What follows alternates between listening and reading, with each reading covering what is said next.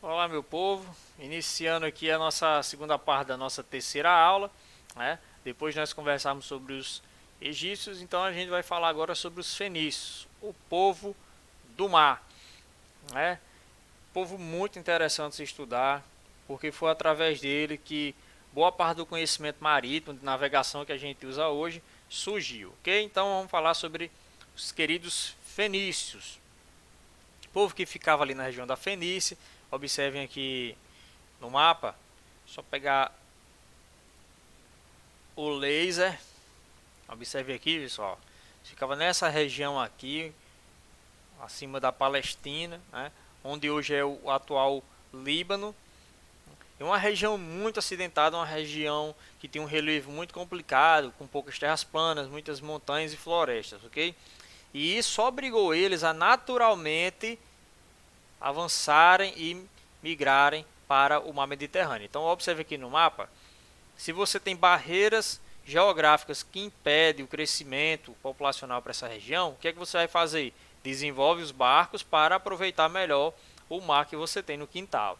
Então os fenícios eles se destacaram tanto na navegação por causa de questões naturais. A própria geografia deles obrigou eles a serem um povo que desenvolveram bastante a navegação, ok? Para ter uma forma de renda, ter economia, movimentar a economia e tudo mais, já que a agricultura é complicada devido ao relevo da região em que eles viviam, ok? Então, os fenícios existiram onde hoje é o atual Líbano, né?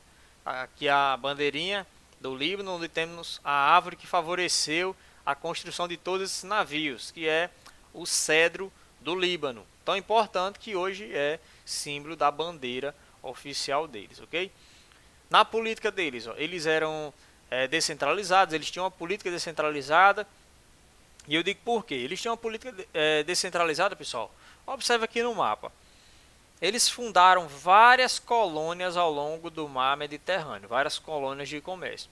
E cada colônia dessa tinha um líder.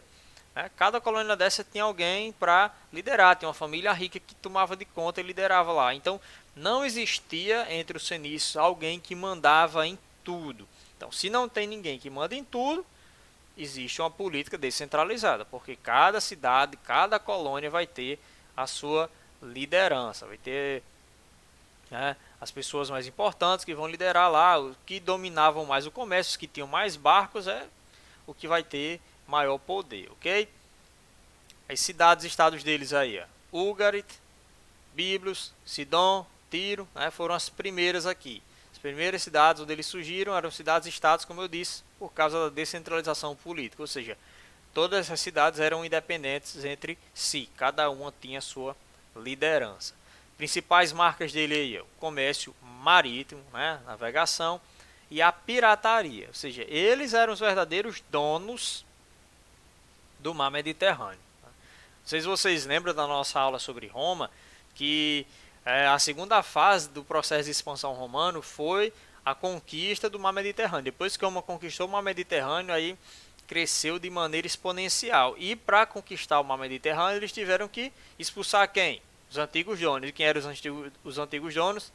Os fenícios. Eram justamente os fenícios. E por isso que Roma, que se localizava aqui, entrou em guerra com Cartago, que era a principal colônia fenícia no mar Mediterrâneo. Ok?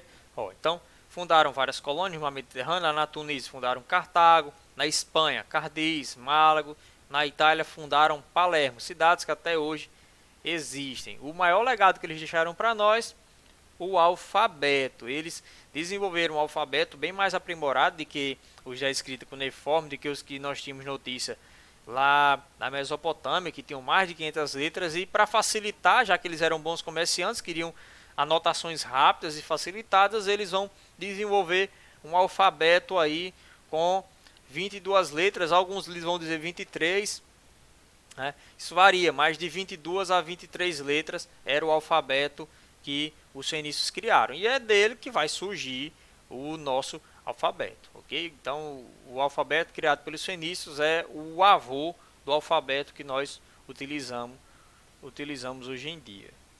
Ok? Então, sobre os fenícios, pessoal, é basicamente isso. Se lembrar que A navegação marítima e a pirataria era a principal atividade deles e por isso eles fundaram várias colônias ao longo do mar Mediterrâneo, ok? Então vamos lá, vamos agora para um outro povo, esse aqui espetacular. Vamos falar sobre os persas, pessoal. Os persas que hoje, se eles ainda existissem, eles estariam vivendo no atual Irã, ok? Os persas foi o maior império oriental daquele período. O maior império da antiguidade oriental foi o dos persas. Eles se formaram pela junção de dois povos, os persas na região da Mesopotâmia e os medos ali pertinho da Ásia Menor. Em alguns livros não vai estar os persas, vai estar os medo-persas. Então, você vê medo-persas é porque os persas eles se formaram da junção desses dois povos aqui, os medos mais os persas, ok? Então vamos lá. Maior império da antiguidade oriental. Vou já mostrar um mapa para vocês, vocês vão perceber e ter uma noção do tamanho do império dessas crianças aí. Ó, uma dica interessante para vocês entenderem bem os persas é você lembrar o que cada um dos seus principais líderes fizeram. Então a história dos persas ela é dividida de acordo com seus líderes. O primeiro deles, o cara que unificou os médios mais os persas, foi Ciro, chamado de Ciro o Grande. Então Ciro, ele que juntou os medos e os persas e teve várias conquistas territoriais. Depois nós vamos ter Cambises, filho de Ciro, que aumentou essas conquistas. Ele vai conquistar até o Egito. O Egito vai ser uma das conquistas de Cambises. Mas o auge do território, a maior concentração de terras nas mãos dos persas se deu na mão de Dario. Okay? Dario I, ele vai protagonizar o auge do Império Persa. O império era tão grande que ele teve que criar dispositivos para organizar e administrar o império, pessoal. Ó, dividiu as províncias, né, todas as províncias do império, chamadas de satrápias. É como nós temos o Brasil, que é dividido em estados, ok? Então ele vai dividir todo o império, toda a extensão do império em vários estados, chamados de satrápias, ok? Em cada satrápia, ele vai colocar um governador. Se nós entendemos de que cada satrápia era um estado, ele vai colocar um governador, alguém de sua confiança, que era o sátrapa. Ou seja, quem governava as satrápias era o sátrapa. E acima de todos eles estavam o rei, né, ou o imperador. Para facilitar as comunicações entre as satrápias, ele vai criar uma rede de estradas, né, várias estradas. Eles utilizavam os cavalos para trocar informações, né, rede de estradas e comunicações muito desenvolvidas, que é o tataravô dos correios que nós utilizamos hoje. Para facilitar o comércio ao longo de todo esse território, ele vai criar uma moeda única para todo o território, que é o dárico, em homenagem ao seu nome, Dário. Então ele criou o dárico. Se o nome dele fosse Bruno, ele teria criado o brúnico.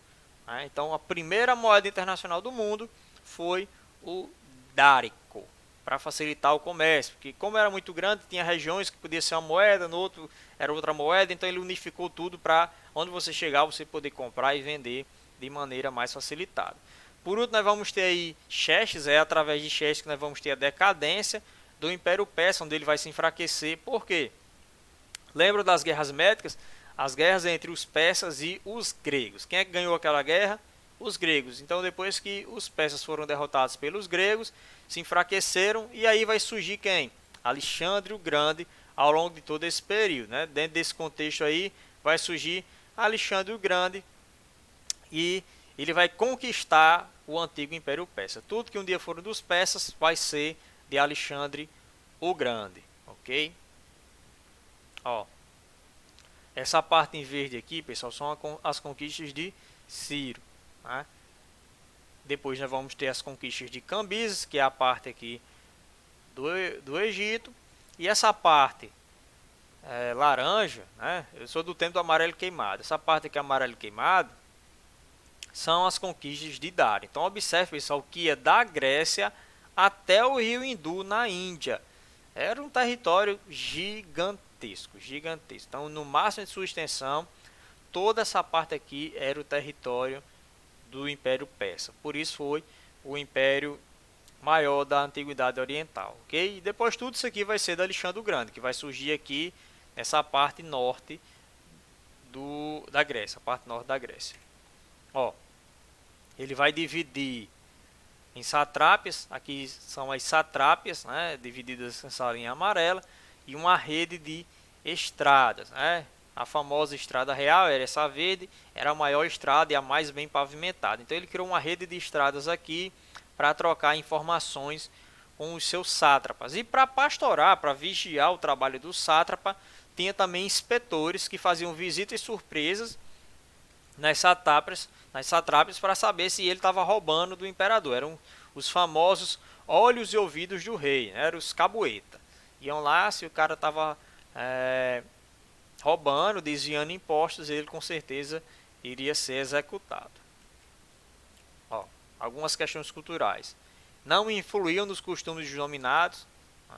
Ou seja, quando eles conquistavam o povo, eles não obrigavam você a abandonar sua cultura. Não, eles só cobravam duas coisas.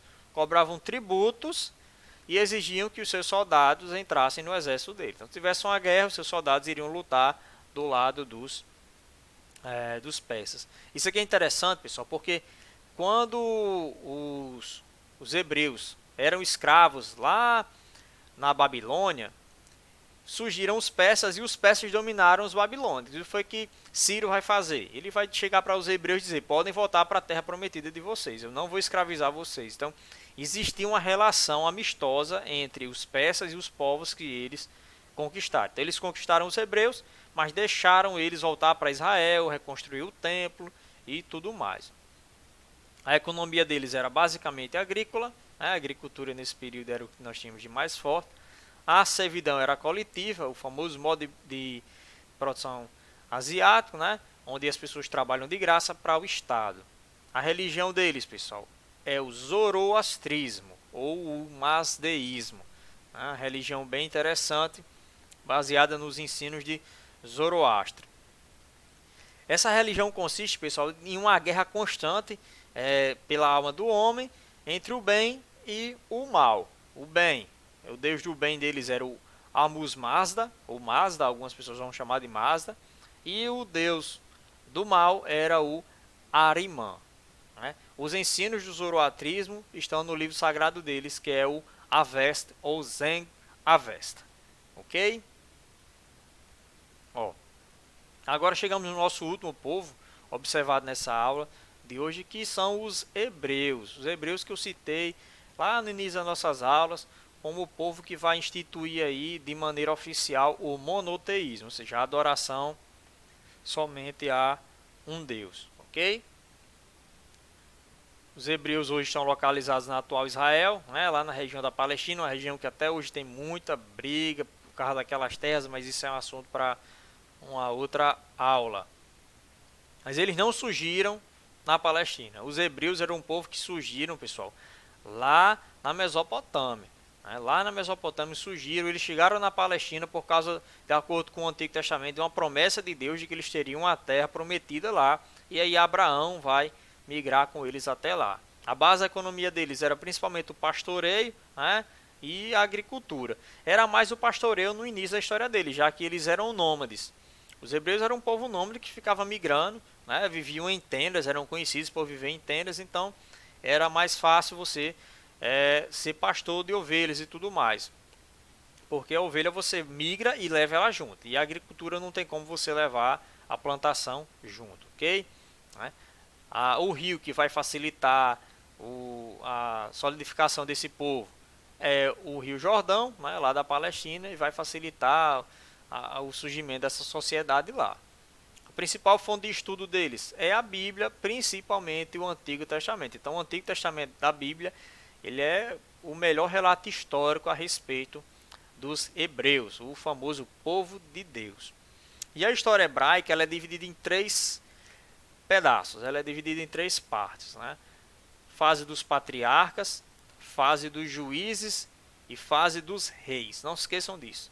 Patriarcas, juízes e reis. Você sabendo identificar essas 3 partes, matou os hebreus, matou esse assunto super fácil. Quem foram os patriarcas? No início a sociedade ela era patriarcal, ou seja, o homem mais velho ele que dava as rédeas, ele que tomava as principais decisões. Então os patriarcas eram os líderes tribais daquele povo. Era um líder, era o homem mais velho, o pai, o homem que tinha, era o dono das terras e todo mundo vivia nas terras dele e trabalhavam para ele. Então a primeira fase da história dos hebreus foi a fase dos patriarcas. Qual foi o primeiro patriarca? Abraão. De acordo com o Antigo Testamento, foi Abraão que recebeu uma revelação de Yahvé, né? E que ele deveria ser somente adorado só ele, e aí surgiu o monoteísmo, e que eles deveriam migrar para a Palestina, para uma terra que manava leite e mel, uma terra prometida.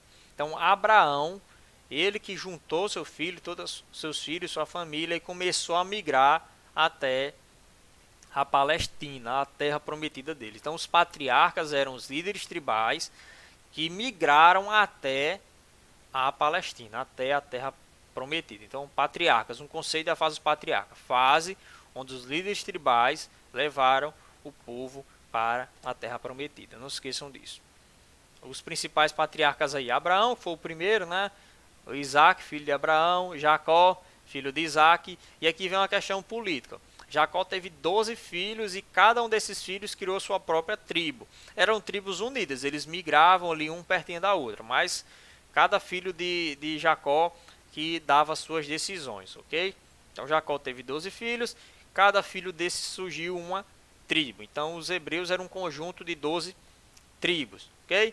Chegando lá na Palestina, estavam passando fome, estavam com uma seca muito grande, vão para o Egito, chegam lá no Egito, vão ser bem recebidos durante alguns anos, mas depois eles serão escravizados. E aí vão ser escravizados, a gente já conhece a história, a famosa história do Êxodo, onde eles serão retirados, né, do Egito por outro patriarca, que é Moisés. É o evento famoso do Êxodo.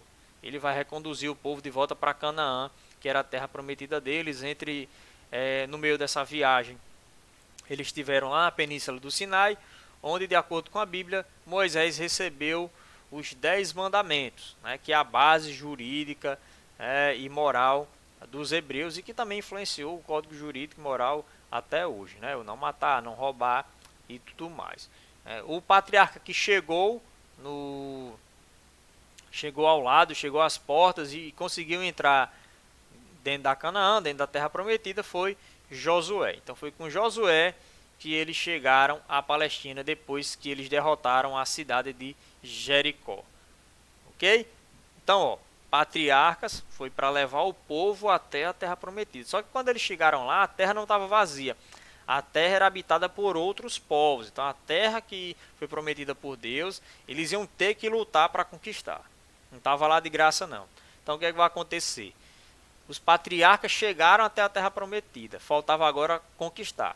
Para conquistar, os patriarcas agora serão trocados por líderes militares, que serão chamados de juízes. É aqui que se inicia a fase dos juízes. Ok? Líderes militares para combater os filisteus, que era o povo que estava lá ocupando Canaã.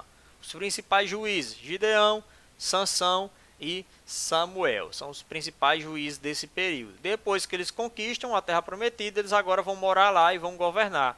Acaba-se a fase dos juízes, inicia-se a fase dos reis.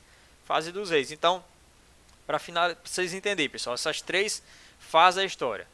Patriarcas é para chegar na terra prometida, juízes para conquistar a terra prometida e reis para governar na terra prometida. Ok, pessoal? Não esqueça, patriarca para chegar, juiz para conquistar e reis para governar a terra prometida. Não se esqueçam disso. E aí a gente chega na fase dos reis, né? Agora nós vamos ter um reinado, um império, a unidade política das 12 tribos. Elas agora vão ficar todas juntas lá em Canaã. Os principais reis aí, Saul, depois nós vamos ter Davi, né, que ficou famoso por ter derrotado os filisteus. Durante o governo de Davi, nós vamos ter um incremento do poderio militar, vai conquistar toda a Palestina, vão conquistar Jerusalém, né, que era a principal cidade da região. Então Davi, um cara que conquistou muito, era um rei guerreiro, ele teve muitas conquistas militares nesse período. Okay? Depois nós vamos ter o Salomão, o famoso Salomão. É com Salomão que nós vamos ter o auge dos hebreus dentro da Palestina, né? Muita riqueza, muito comércio, vai fazer grandes construções. A principal delas é o templo de Salomão, o templo de Yahvé, o templo onde era feito o sacrifício, né, para ser pago os pecados daquele povo. O sumo sacerdote entrava lá, sacrificava um animal para que Deus viesse perdoar os pecados daquela nação. Era assim que eles entendiam. Hoje o templo só existe uma parte do templo ainda existe, que é chamado de Muro das Lamentações. Só que para fazer todos esses templos, bancar e financiar todo esse auge, Salomão aumentou os impostos. E isso vai gerar um descontentamento popular muito grande. E aí, em 926 a.C., nós vamos ter o cisma, ou seja, uma separação dentro do povo hebreu, ok? Cisma quer dizer separação, um racha, né? Descontentes com o governo de Salomão, nós vamos ter o enfraquecimento. Ó, observe aqui nessa imagem, pessoal, aqui é o famoso Muro das Lamentações, onde os judeus, né, que são os antigos hebreus, fazem suas preces diariamente. Era um pedaço que sobrou do famoso templo de Salomão. Depois da divisão, depois do cisma, como é que vai ser dividido? Observem aqui nesse mapa aqui. Nós vamos ter agora dois reinos. Em cima, o reino de Israel e embaixo o reino de Judá. Então, no norte, o reino com 10 tribos. 10 tribos vieram para cá, para o reino de Israel. Outras duas vieram para o reino de Judá. No norte, quem governava era o rei Jeroboão. E embaixo, no reino de Judá, o seu irmão Roboão. Ok? Com essa divisão, os hebreus vão se enfraquecer, pessoal. Um povo desunido é um povo que está mais suscetível a conquistas. Depois do cisma, eles vão se dividir. Vai ficar dividido agora em dois reinos. Antes nós tínhamos as 12 tribos, tudo unificadas sobre o governo de Davi. E agora as tribos estão brigadas. 10 para um lado, 2 para o outro. Reino do norte, reino do sul. Ok? O do norte se chamava reino de Israel. E o do sul chamava-se reino de Judá.